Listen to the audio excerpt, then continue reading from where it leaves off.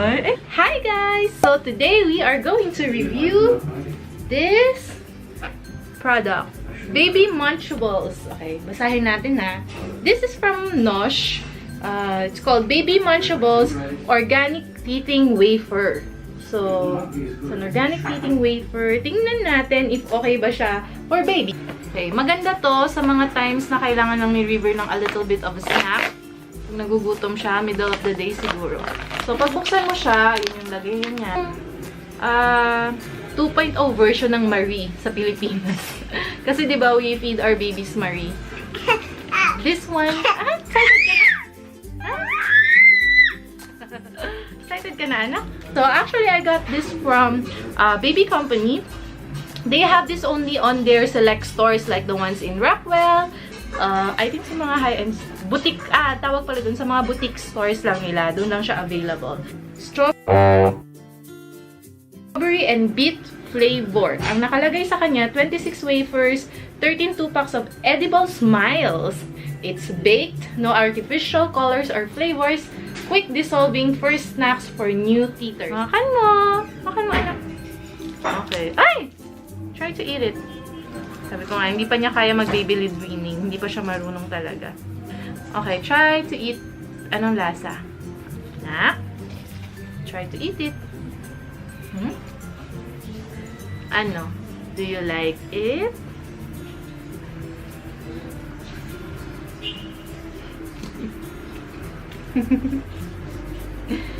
Is it yummy? Okay. Ano ang hatol? Baby River. Ano ang hatol sa snack na to?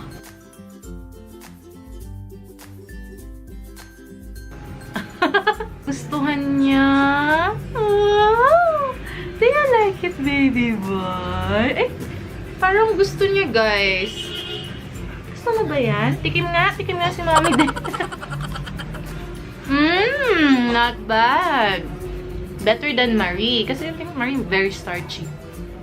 So, parang siyang Japanese rice na ano, parang siyang, tawag dun, ampaw. Medyo ampaw na refined. Parang siyang ampaw na refined.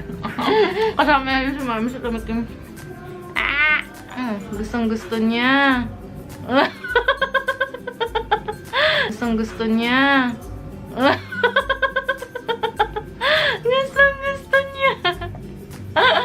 Cute mo, baby boy. Why are you so cute? Mana ka kay mama? Yung hair mo nakatayo. Yay! He likes it a lot! Yay! Tawa-tawa naman ng baby.